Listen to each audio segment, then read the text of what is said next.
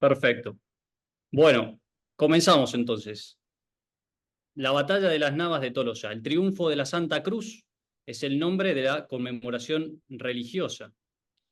Comenzamos por preguntarnos por qué hablar de una batalla, ¿sí? ¿Por qué el padre Gregorio me ha pedido que hable sobre una batalla? Habiendo tantos temas para hablar, pareciera que hablar sobre una batalla no tiene tanta importancia. ¿Qué tiene que ver con nosotros?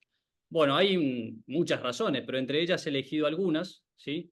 En primer lugar, hablar de una batalla, hablar de guerras, es hablar de historia, ¿sí? Y como dice la famosa sentencia de Cicerón, la historia es maestra de vida, ¿sí? Es decir, nos es necesario siempre estudiar la historia, estudiar los hombres de la historia, los acontecimientos de la historia, para conocer cómo los grandes hombres, porque eso es lo que debemos estudiar de la historia, debemos estudiar a los grandes hombres, ¿no? A los héroes, a los arquetipos, no, no centrarnos tanto en las miserias que ha habido a lo largo de la historia, producto del pecado, sino en aquellos hombres que virtuosos, ¿no? Virtuosos, que se convierten en ejemplos a seguir, ¿no? En arquetipos, se dice.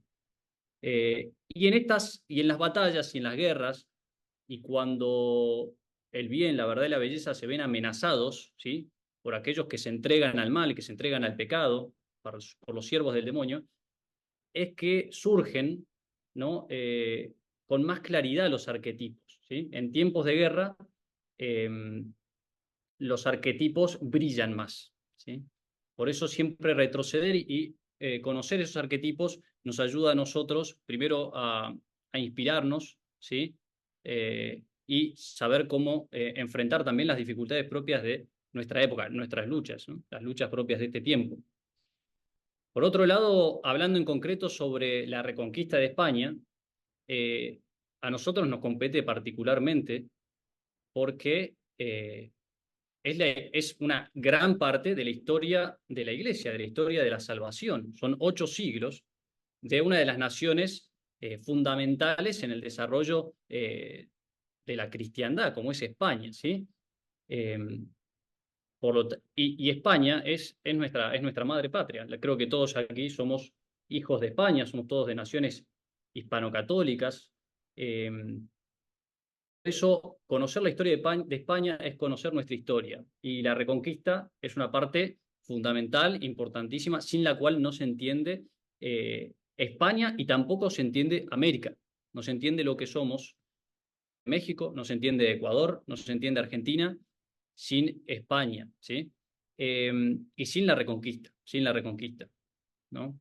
Algo que es interesante de pensar cuando uno estudia estas cosas es ¿qué hubiera pasado si esa batalla se hubiera perdido? Aquí, el 12 de octubre de 1492, llegaron las calaveras de Colón y en sus velas estaba la cruz cristiana, ¿no? La cruz de Cristo. ¿Qué hubiera pasado si hubiera llegado con la medialuna islámica, con la medialuna de una religión falsa y una religión terrible, como vamos a ver en un momento, ¿sí? Muy interesante de pensar y imaginarnos qué podría haber sido de eso.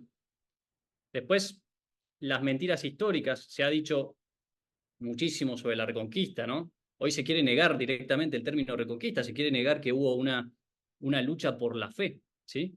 Porque hoy el hombre que no cree, el hombre que no tiene fe, le parece le parece increíble que haya gente que pueda dar su vida en defensa de la fe católica, ¿sí?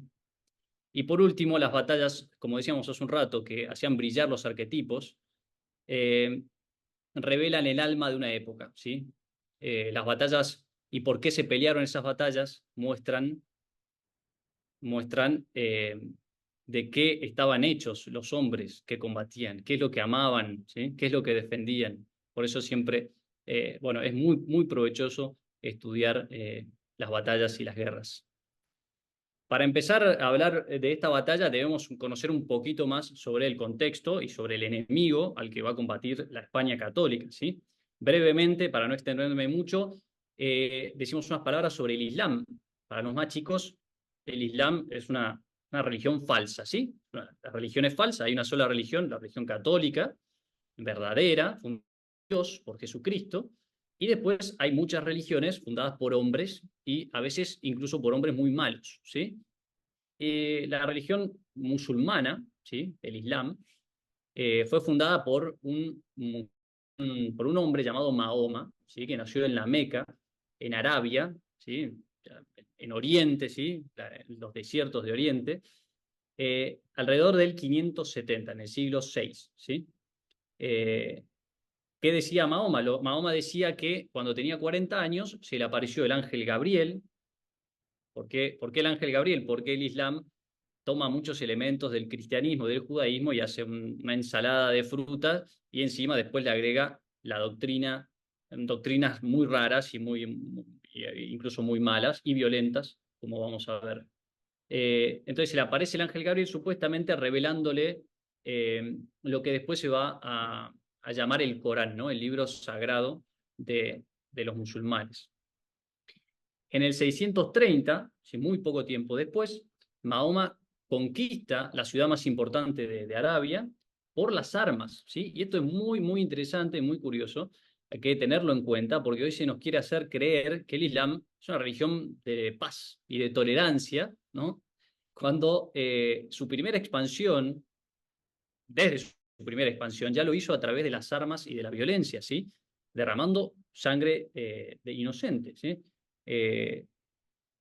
A la muerte de Mahoma en el 632, toda Arabia ya era musulmana, ¿sí? Estaba bajo dominación de esta religión. E inmediatamente después de la muerte de Mahoma, los sucesores empiezan a llevar el Islam hacia las demás tierras, ¿no? Fuera de Arabia. ¿Cómo lo hacen? De nuevo, nuevamente, a través de la violencia y de las armas. ¿Y por qué lo hacen de este modo? ¿Sí?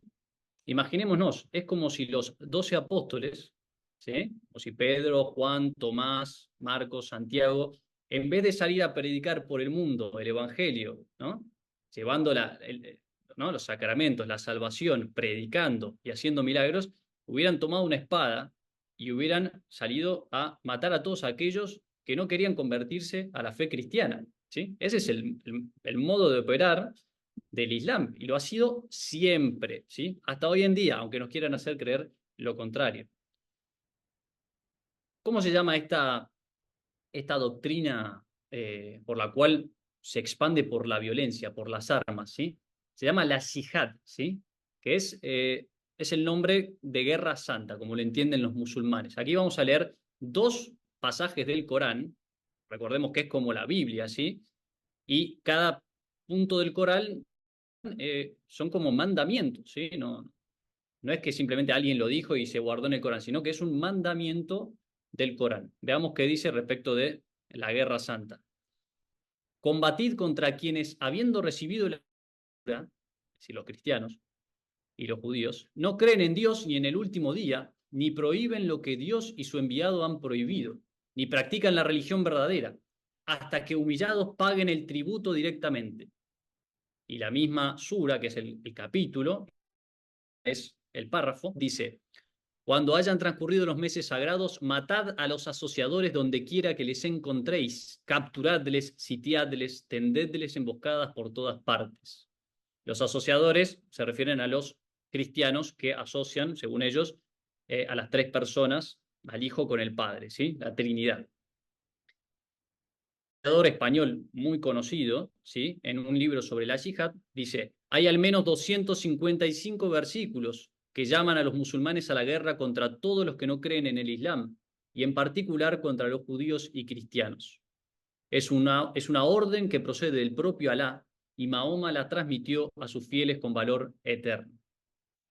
Bueno, no solo lo encontramos aquí en el Corán, a estos mandamientos, en el Hadís, que reúne los dichos y hechos de Mahoma, que se escribió 2 siglos después de su muerte, de nuevo se manda una y otra vez combatir contra los que no quieran convertirse al Islam y obligarlos por la fuerza a convertirse. Y fue el modo de operar de Mahoma y todos sus sucesores, ¿sí?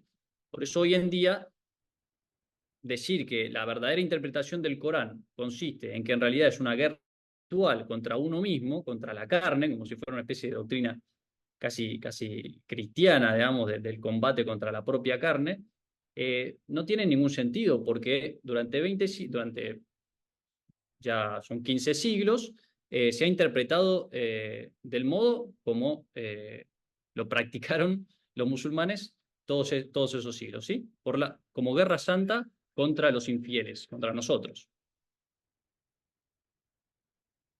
Mahoma. Vamos a ver un Los musulmanes videíto consiguen muy cortito que nos muestre cómo se expandió el Islam, ¿sí? Por todas las tierras que en gran parte estaban ya evangelizadas, ¿sí? Haciendo una terrible masacre, asesinando miles y miles de personas, esclavizando a muchísimas otras, y un montón de cosas aberrantes que realmente mejor no mencionar, pero es una religión que nace bañada en sangre, ¿sí? Bañada en sangre. Veamos entonces este video. Mahoma. Los musulmanes consiguen varias victorias sobre el Imperio Romano de Oriente. Conquistan Siria, entrando en Damasco en el 635, y Palestina. Jerusalén cae en el 638. Su general, Amer ibn Alas, ocupa Egipto siendo Alejandría evacuada por los bizantinos en el 642. Allí se funda Fustat, muy cerca de lo que en el futuro será la ciudad del Cairo.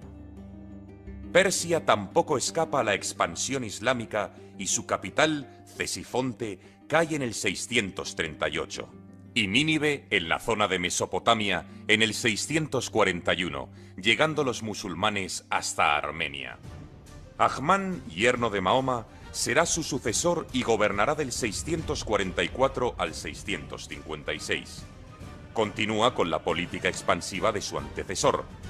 Derrota a los bizantinos cuando trataban de recuperar Egipto, y desde allí lanza campañas de saqueo sobre el norte del África bizantina hasta Cartago. Funda la base avanzada de Barca y se establece el límite entre romanos y árabes en torno a la Tripolitania. Ahmad supo hacer frente a Constantinopla en el mar.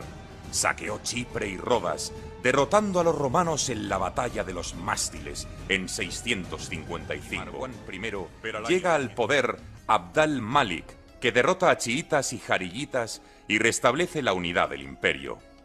Impulsa la gran expansión musulmana por el norte de África con la conquista de Cartago en el 698. Funda en la actual Túnez la ciudad de Kairouan, donde se construirá una gran mezquita. Bueno, se me pasó. Bueno, no pasa nada.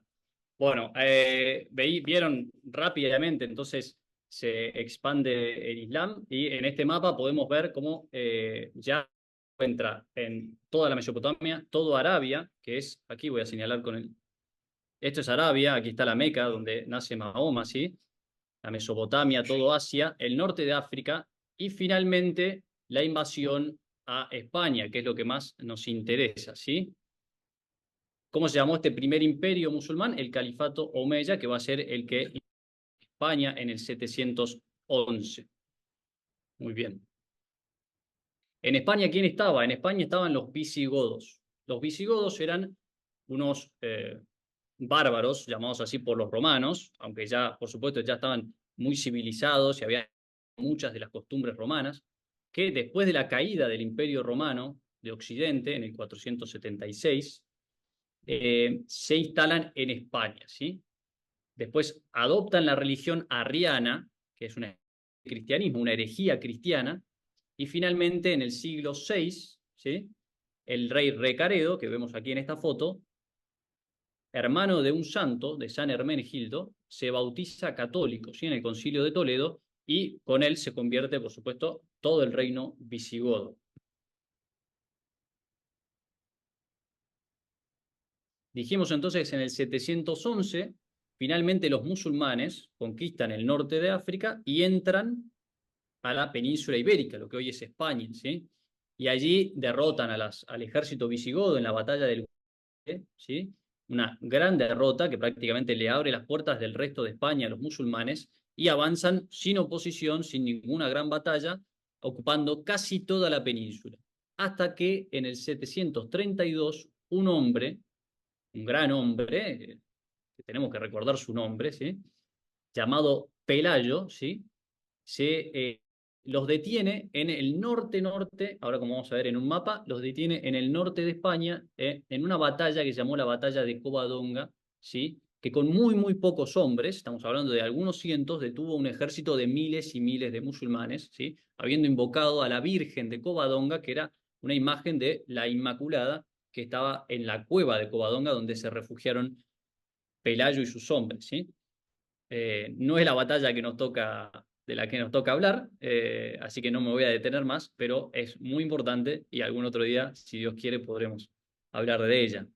Pero la batalla de Covadonga, que da inicio a la reconquista, ¿sí? Es la primera victoria cristiana contra las armas musulmanas en España. En este mapa podemos ver, bueno, un adelanto de lo que va a ser. Fíjense, en este primer mapa, prácticamente toda la península está en manos musulmanas, ¿sí? Después, como vemos, surge el reino de Asturias después de la batalla de Covadonga y con el tiempo van surgiendo otros reinos cristianos. Bueno, aceleramos un poco. Con el tiempo los musulmanes, ¿sí? Van a comenzar a pelear entre sí, va a haber una guerra civil, lo que va a ayudar mucho a la causa cristiana, a la causa católica, para fortalecerse y avanzar recuperando territorios, ¿sí? Como vemos en este cuarto mapa, el imperio musulmán, ¿sí? de España, que se llamaba el Califato de Córdoba, se termina dividiendo en un montón de pequeños reinos, ¿sí? Lo que va a hacer que los cristianos comiencen a avanzar y los musulmanes llamen a otros musulmanes de África para pedirles ayuda, ¿sí? Pero ¿quiénes llegan? Llegan a la península los almorávides. Los almorávides eran guerreros recién convertidos al Islam, mucho más fanáticos, mucho más violentos, ¿sí? Que entran a la península y se hacen nuevamente con el control de toda la parte musulmana y vuelven a derrotar a las fuerzas cristianas, llegando a saquear el santuario de Compostela, ¿sí? Robando las campanas de Compostela y llevándolas a Córdoba, ¿sí? Estos almorávides con el tiempo también se van a adaptar un poco, ¿no? Van a dejar de combatir con todo el ímpetu, ¿no? y con el fanatismo que combatieron en un principio y por lo tanto nuevamente van a ser reemplazados por otra dinastía que viene del norte de África, que se llamaba los almohades, que como vamos a ver van a ser finalmente contra los que se combata en la batalla de las Navas de Tolosa. En el 1085 se sucede algo muy importante cuando todavía está dividido en varios reinos el territorio musulmán. Alfonso de León reconquista Toledo, que era la capital visigoda, un hecho muy, muy importante que algunos historiadores señalan como el principio de la reconquista, aunque nosotros preferimos pensar que el principio de la reconquista se da en Covadonga, ¿sí? No deja de ser un hecho muy importante y es el que motiva que se llame a los almorávides. Ahora, para responder a aquellos que actualmente, ¿sí? Esto es absolutamente moderno, que niegan el carácter católico, ¿sí? de una guerra de fe, de una defensa justa de la fe, vamos a leer estas palabras que dijo Alfonso VI al momento de tomar Toledo, ¿sí? En el lugar donde nuestros santos padres adoraron al Dios de la fe, se invocó el nombre del maldito Mahoma. Tomé las armas contra los pueblos bárbaros. Dirigí mi ejército contra esta ciudad, pensando que sería agradable a los ojos del Señor si yo, Alfonso, el emperador, bajo la guía de Cristo, pudiera devolver a los devotos de su fe la ciudad que los malvados, bajo la guía maligna de su líder Mahoma, habían tomado de los cristianos. Bueno, nada que agregar. Clarísimas las palabras del rey, diciendo que lo que lo motivaba a llevar adelante esa conquista y esa guerra era justamente recuperar esas tierras para la Iglesia, para la fe católica. Bueno, un poco de contexto, acercándonos un poquito más a la batalla. Pocos años antes de la batalla sucede un hecho terrible que sacude y conmociona a toda la cristiandad, que es la caída de Jerusalén, ¿sí? ¿Qué fue la caída de Jerusalén? Bueno, en la primera cruzada, 100 años antes, en el 1099, se había logrado recuperar Jerusalén de los musulmanes y se había creado una serie de reinos cristianos en Palestina. Bueno, en el 1187, un sultán, Saladino, ¿sí? Que hoy nos quieren presentar como un hombre muy noble, especialmente Hollywood y toda esa clase de gente, ¿no? Y Saladino derrota a los ejércitos cruzados en Jatín, ¿sí? En una batalla terrible donde mueren miles y miles de cristianos, y Jerusalén para el Islam, ¿no? No, vuelve a tomar Jerusalén. Esto va a tener grandes consecuencias porque para la cristiandad, todo el, para el, después la cruzada de España, digamos, se va a volver, va a ser la esperanza para devolver el golpe, digamos, ¿no? Para devolver ese golpe recibido con la pérdida de Jerusalén. Una derrota más de Alfonso VIII de Castilla, que va a combatir en la batalla de las Navas de Tolosa, es la derrota de Alarcos, ¿sí?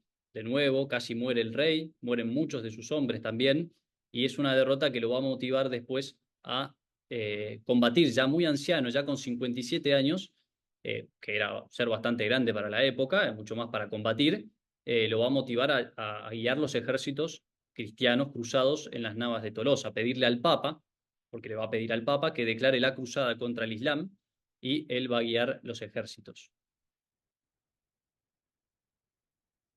Aquí tenemos un mapa de España en la época de la batalla. Como podemos ver, los reinos cristianos ya son bastante importantes, ¿sí? Han avanzado bastante sobre los musulmanes del sur, pero siempre están amenazados por una posible invasión musulmana del norte de África que nuevamente vuelva a conquistar la península, ¿sí? Especialmente porque los reinos muchas veces combatían tristemente entre ellos, algo que nos caracteriza a nosotros a veces los católicos, no podemos unirnos, y entonces eso facilitaba que los musulmanes pudieran conquistar tierras cristianas, ¿sí? Bueno, finalmente llegamos a la batalla, ¿sí? ¿Cuándo se combate esta batalla? Entre el 15 y 16 de julio del 1212, ¿sí? En la provincia de Jaén, en España.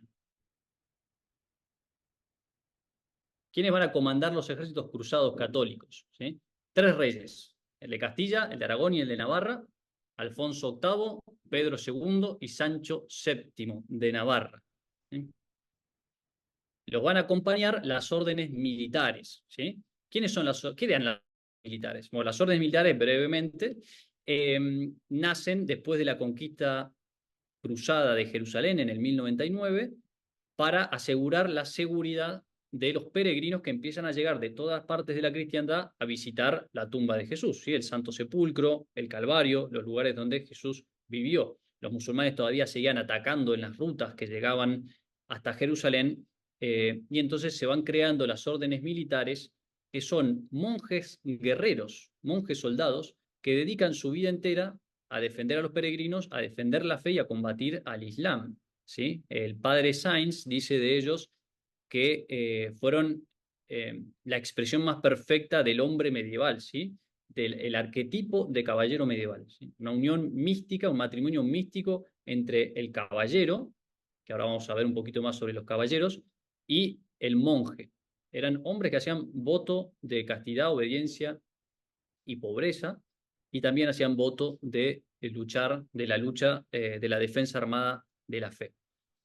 Después de nacer las órdenes militares en Jerusalén, comienzan a nacer a lo largo de toda la cristiandad y, por supuesto, también en España, ¿no? Donde se combatía contra el Islam. De allí son la Orden de Calatrava, la Orden de Santiago, y de estas dos son las dos que se han creado ahí en España. Eran tropas de élite, ¿sí? Y fueron fundamentales en esta batalla que vamos a ver y en muchas otras de la Reconquista. ¿Qué decía San Bernardo, el gran San Bernardo de Claraval, sobre los templarios, que eran los que recibieron la regla de su propia mano? ¿Sí? Decía esto de los caballeros templarios: se echan como leones sobre sus contrarios, y aunque muy cortos en número, no temen en manera alguna. Están enseñados a no presumir nada de sus propias fuerzas, sino a esperarlo todo del poder del Dios de los ejércitos. Tienen tanto la mansedumbre de los monjes como el esfuerzo de los soldados. Bueno, las órdenes militares son un tema fascinante, sobre el que daría para otra charla, pero sigamos de largo. Bueno, para darnos simplemente una idea de cómo se veía un caballero cristiano en esa época, vamos a ver un videíto de un hombre vistiéndose con las armas típicas, con el armamento y la armadura propia de un soldado del siglo XIII.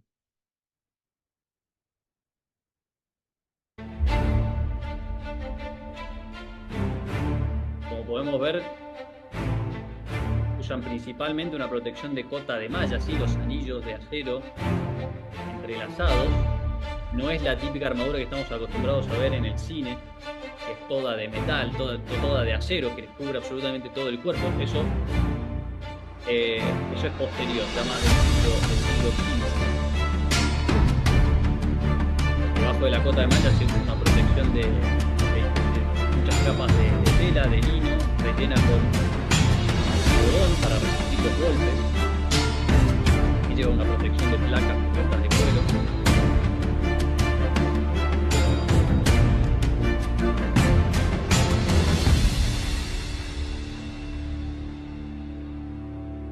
Sobre eso, los escudos de su casa.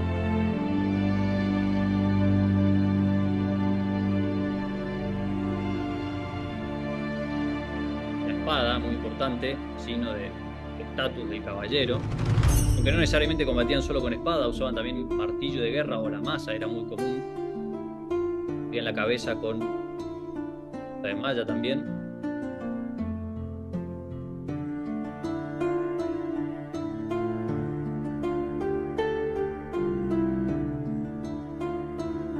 El casco que le cubría toda la cabeza. Este casco, este tipo de yelmo se empieza a usar en esta época. Antes usaban simplemente uno que cubría la cabeza y la nariz, pero en esta época se empieza a usar uno que cubra toda la cara.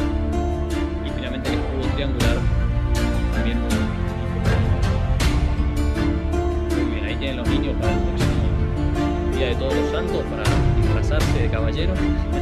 Ya saben cómo hacerlo.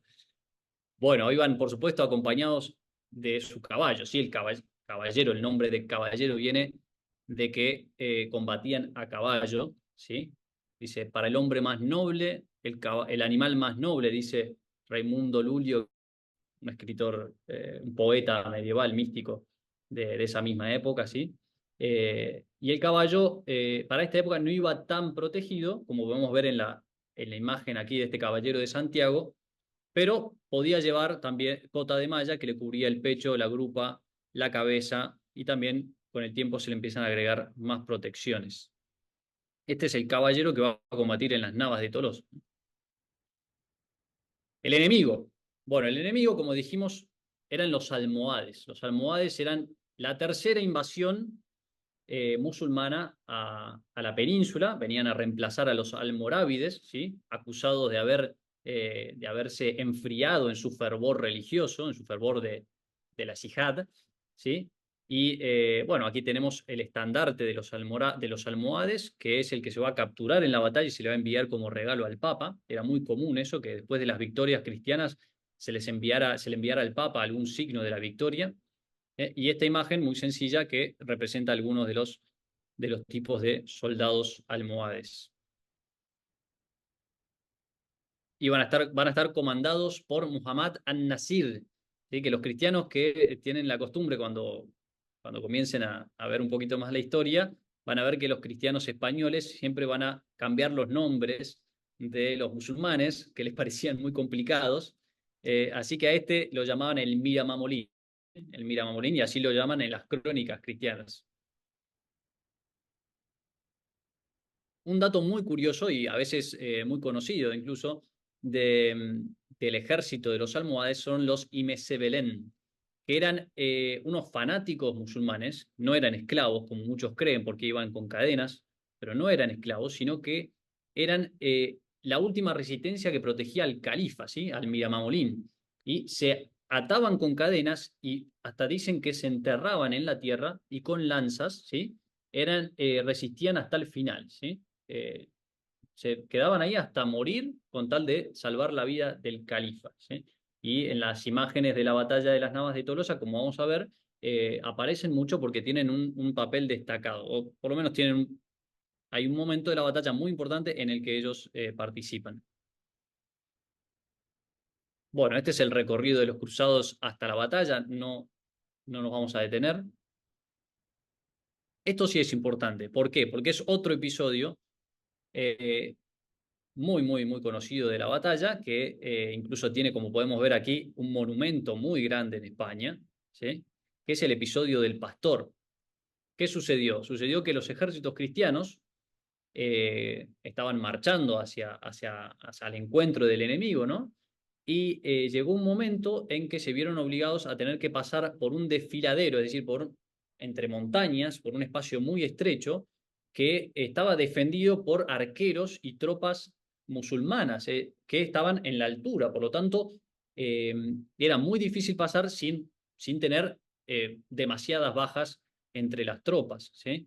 Eh, los cristianos no saben muy bien qué hacer, porque realmente si retroceden se termina allí la batalla, porque movilizar un ejército de esas dimensiones, estamos hablando de, en el ejército cristiano, unos 12.000 hombres, según algunas fuentes, ¿sí?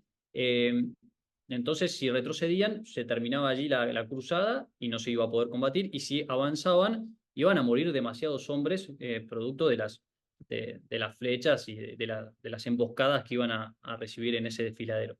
Pues es en ese momento que aparece un pastor, un misterioso pastor que se ve aquí en el monumento, aquí abajo, ¿sí? Y aquí en el dibujo, que con el tiempo se ha dicho, y en las crónicas se menciona, que era San Isidro Labrador, ¿sí? Un gran santo español que había muerto unas décadas antes, que se les aparece y les muestra un camino que, como vemos en el mapa, se desviaba por Puerto del Rey hasta la Mesa del Rey y les permitía al ejército cruzado llegar hasta donde se encontraba el ejército musulmán sin ser atacados, sin ser multados, ¿sí? Eh, este episodio es muy conocido más que nada porque se atribuye este milagro a San Isidro Labrador, y se dice que fue él mismo el que guió a los ejércitos cristianos. Bueno, un detalle que me olvidé mencionar es que no solo había españoles en el ejército cruzado, sino que porque se había proclamado la cruzada, ¿sí? El Papa proclamaba la cruzada, en este caso Inocencio III, muchos cruzados de otros países de la cristiandad, de otros reinos de la cristiandad, habían llegado a España para combatir, especialmente franceses, aunque ellos también tenían su cruzada en Francia contra unos herejes que se llamaban los herejes cátaros, pero aún así muchos fueron. También fueron muchos caballeros italianos, pero camino a la batalla, por razones que no se saben muy bien, que no se terminan de esclarecer, la mayoría de los caballeros extranjeros se retiran, ¿sí? Abandonan el ejército, quedan unos 150 caballeros únicamente, y por lo tanto quedan prácticamente solo los ejércitos de los tres reyes y de las órdenes militares para combatir un ejército muy superior en número. Las fuentes respecto de la cantidad de efectivos que tenía el ejército enemigo varían mucho. Las más exageradas hablan de 600.000 hombres, que es una barbaridad. Eh, Otras hablan de 70.000, ¿sí? Pero con que hayan sido simplemente el doble, unos 25.000 hombres, era una superioridad aplastante sobre las tropas cristianas, ¿sí? La tenían muy difícil. Aquí vemos la disposición de los ejércitos, ¿sí? Rápidamente, en el centro de los ejércitos cristianos, el rey de Castilla, ¿sí? El rey de Navarra, Sancho de Navarra, y el rey de Aragón. En los flancos tenían menos hombres, Castilla formaba el cuerpo principal del ejército cristiano. En el frente, la caballería pesada, que iba a ser la carga, detrás las órdenes militares, y después en tercera línea los reyes guardias, ¿sí? Con el rey, junto al rey de Castilla, estaba el arzobispo de Toledo, ¿sí? Rodrigo Jiménez de Rada, muy importante, porque él va a ser el que escriba luego la crónica de la batalla y de la que se toma gran parte de la información, y también va a participar en un momento de la batalla muy importante. En esta otra imagen también podemos ver la disposición de los ejércitos. Vemos aquí ahora vamos a ver la disposición de los musulmanes, ¿sí? En el frente, los musulmanes tenían las tropas ligeras. ¿Cómo se llamaban? Se llamaban mujahedines. Los mujahedines eran fanáticos musulmanes. No tenían ninguna experiencia de combate, iban muy mal armados, probablemente con lanzas y ningún tipo de protección, pero al llamado de la yihad, ellos iban a la batalla, ¿sí? Se los usaba como carne de cañón, como se dice, es decir, como aquellos que, bueno, que mueran, que frenen un poco el avance cristiano, que desordenen un poco el ataque cristiano y después mandamos a las tropas veteranas, a las tropas experimentadas que estaban en un segundo lugar, acá los almohades, ¿sí? Que allí había infantería y caballería pesada. En los flancos, la caballería ligera, que se armaba de arcos y jabalinas, y que la idea era que tuvieran movilidad, se movieran muy rápido y pudieran envolver a los cristianos y atacarlos con flechas y jabalinas y desorganizarlos. Y por último, la tienda del califa, ¿sí? Con el cerco de la Guardia Negra, que ahora vamos a ver en detalle, ¿sí? Y en el centro, la tienda donde el califa va a estar rezando el Corán, gran parte de la batalla va a estar leyendo el Corán, creyendo que la batalla estaba ganada, ¿sí? No tenía ninguna duda de ello, hasta que, bueno, va a ver que no es así y tiene que huir montado en un burro. Aquí tenemos en detalle la tienda del Miramamolín, ¿sí? Podemos ver, eh, podemos ver toda la Guardia Negra rodeando, era de bastantes hombres. Aquí no se los ve enterrados, pero sí están atados con cadenas. Bueno, esto es de la crónica de Jiménez de Rada. Alrededor de la medianoche del día siguiente, 16 de julio, ya el día de la batalla, estalló el grito de júbilo y de la condeción en las tiendas cristianas, y la voz del pregonero ordenó que todos se aprestaran para el combate del Señor. Y así, celebrados los misterios de la pasión del Señor, hecha con fe, recibidos los sacramentos, fortalecidos con el signo de la cruz, toman rápidamente las armas bélicas y corren gozosos a la batalla como invitados a un banquete. No los retardan ni la dificultad y lo pedregoso de los terrenos, ni las concavidades de los valles, ni las escabrosidades de los montes. Llegan al enemigo preparados a morir o vencer. Bueno, esto es interesante. Llama la atención cómo menciona el hecho de que iban a misa, ¿sí? Los soldados recibían, se confesaban, ¿sí? Recibían la Santa Eucaristía y así iban a combatir como los pilotos de Malvinas, como cuentan, ¿no? Iban a combatir como si fueran a un banquete, que es lo mismo que se dice más tarde de los vendianos, ¿no? Cuando combaten contra los revolucionarios franceses en 1793, se dice también que iban a combatir como si fueran una fiesta, ¿sí?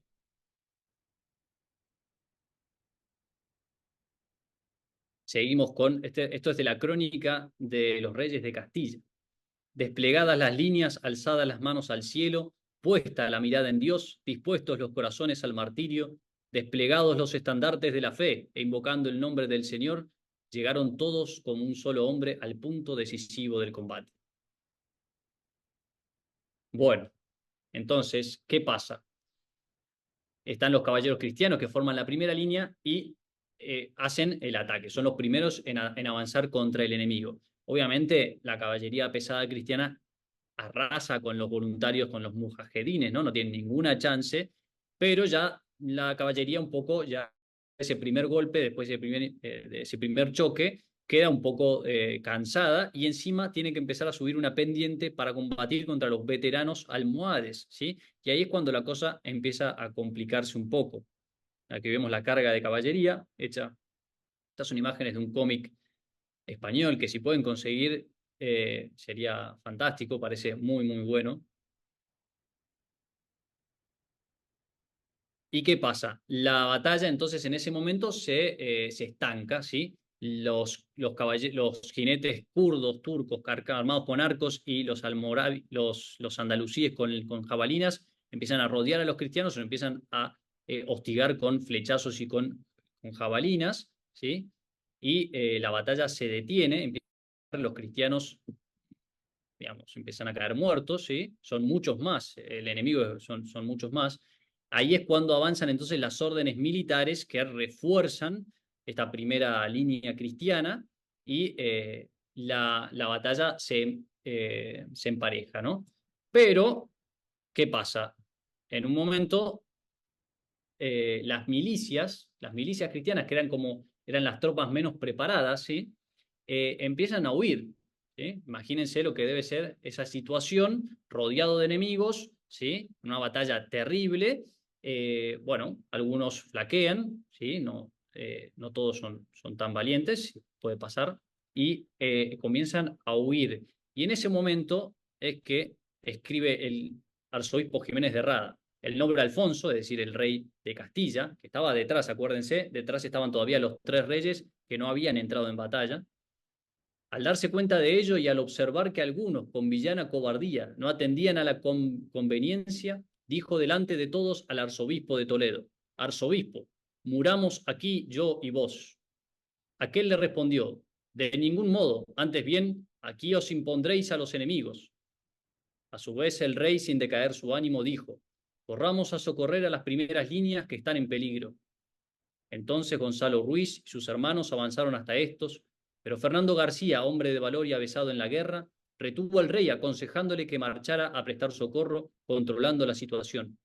Entonces el rey dijo de nuevo: Arzobispo, muramos aquí, pues no es deshonra una muerte tal en tales circunstancias. Y aquel le dijo: si es voluntad de Dios, nos aguarda la corona de la victoria, y no la muerte. Pero si la voluntad de Dios no fuera así, todos estamos dispuestos a morir con vos. Esto lo cuenta el mismo arzobispo que tiene ese diálogo con el rey. Entonces, ¿qué pasa? Avanzan las líneas, la retaguardia cristiana avanza finalmente y con el rey de Castilla a la cabeza, y se le unen el rey de Aragón y el rey de Navarra en lo que va a ser conocido como la carga de los tres reyes, de la que se han hecho unos cuadros lindísimos. A mí me gusta particularmente uno de un artista español que ahora vamos a ver. Y dice así la crónica: con el signo de la cruz del Señor delante y nuestra bandera en la que estaba la imagen de la Santísima Virgen y su hijo, ¿sí? Son guerras por la fe, ¿sí? Son guerras combatidas por la fe católica, ¿sí? Invocando el auxilio del cielo, ¿sí? Con el mandato del Papa, cruzadas, en toda regla. Aquí está la imagen, ¿sí? De Ferrer Dalmau, este es el artista, y podemos ver a los tres reyes cargando juntos y al obispo ahí atrás levantando la cruz, que dicen que se abrió paso también milagrosamente entre los enemigos, y llegan finalmente a la tienda del califa. Logran llegar a la tienda del califa y, según la tradición, el primero en atravesar las cadenas y romper las cadenas de la Guardia Negra es el rey Sancho de Navarra, ¿sí? Que aquí vemos, bueno, aquí está, aquí adelante. Este sería el rey Sancho, que dicen que medía unos 2,10 m, era un gigante. Y es muy curioso porque a partir de esta batalla, las cadenas que según cuenta la tradición, él es el primero en romper, se agregan al escudo de Navarra, como vemos aquí en esta imagen, ¿sí? Y estas son las imágenes, estas son las cadenas reales que se conservan ahora toda en Navarra, al pie de un altar, ¿sí? También cuenta la tradición, aunque los historiadores modernos lo tratan de desmentir, que el califa llevaba una esmeralda en su turbante, que también es obtenida por los cristianos y que sería este punto verde que está en el centro del escudo.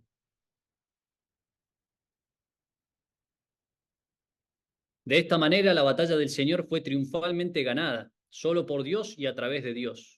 A Dios sea el honor y la gloria, quien concedió la victoria de su cruz a través de Jesucristo nuestro Señor. Esto escribe Alfonso VIII al Papa Inocencio III después de la batalla. ¿Cuáles fueron las consecuencias? ¿Sí? Bueno, los números varían, pero se estima que murieron unos 20.000 árabes y 12.000 cristianos. Esto obviamente tomando los números más altos, ¿no? Es decir, si hablamos de 60.000 cristianos en el campo de batalla y unos 150.000 musulmanes, ¿sí? Algunos autores hablan solo de 2.000 bajas cristianas, aunque también disminuyen el número inicial de los ejércitos, ¿sí? Los grandes maestres, es decir, los capitanes de las órdenes militares de Santiago y los templarios murieron heroicamente en el combate, ¿sí? Y el maestre de la orden de Calatrava, una orden militar española, quedó gravemente herido. ¿Por qué era esto? ¿Porque no sabían combatir los caballeros? No, porque los caballeros de las órdenes militares combatían en los lugares más complicados de la batalla, donde veían que estaba flaqueando la línea cristiana, allí iban los caballeros de las órdenes dispuestos a morir. Y fíjense los grandes maestres, que eran los generales de sus hombres, que podrían perfectamente quedarse en una zona más segura del campo de batalla, murieron combatiendo y uno quedó gravemente herido. Las crónicas cristianas de la época la van a llamar a esta batalla la batalla, sin más especificaciones. Esta era la importancia que tuvo en la época, ¿sí? Y por las consecuencias que tuvo, que simplemente con llamarla la batalla se entendía de qué se estaba hablando. Y los musulmanes, por otro lado, lo van a llamar el desastre. Veamos, ¿no? Si no habrá sido importante para que le pongan ese nombre. Y aunque no implicó el fin del imperio almohade, la derrota militar en las Navas de Tolosa supuso un punto de inflexión para la presencia almohade en la península, dando un gran impulso a la reconquista de España para la cruz. ¿Sí? El equilibrio de poder se inclinó decisivamente a favor de los cristianos, haciendo posible la subyugación de la mayor parte de Al-Ándalus, que era la parte musulmana de España, en los siguientes 40 años. ¿Sí? Solo va a haber una invasión más, un intento de invasión más musulmana, casi un siglo después, en la batalla del Salado, que va a ser ganado por las tropas de Castilla y de Portugal. ¿Sí?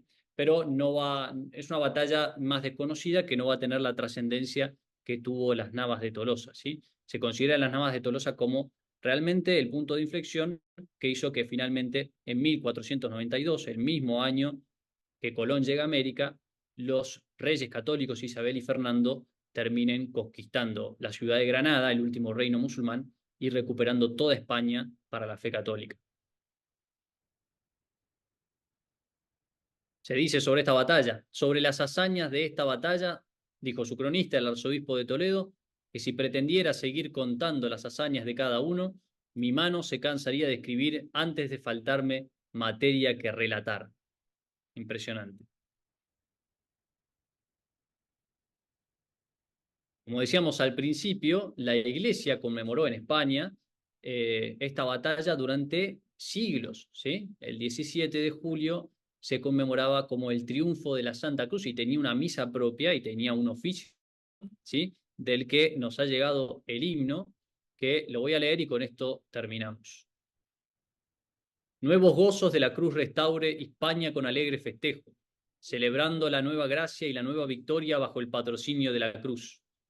El que lo ha dispuesto todo quiso renovar los antiguos milagros para que el pueblo no creyente cayese abatido ante la cruz por haberla despreciado. El rey, hijo del infierno, enemigo impío de la cruz, en su loca arrogancia avanza contra Cristo y dirige a la cruz sus imprecaciones blasfemas. Con insolencia desafía al cielo y propala por los aires sus insultos y maldiciones de la Santa Cruz y del crucificado. Arrebatado por la soberbia, lleva al delirio la rabia de los bárbaros hasta su perdición. Porque Jesús, protector bondadoso, escucha y atiende las súplicas de sus fieles. Cuando ve que es necesario, protege a los suyos, proporcionándoles auxilio. Los amantes de la cruz, seguidores de Cristo, bajo su mandato recobran el ánimo. Animados por Cristo que los guía y distinguidos con la Santa Cruz, se llenan de gozo. Glorifíquese a Cristo por semejante victoria. Muchas gracias.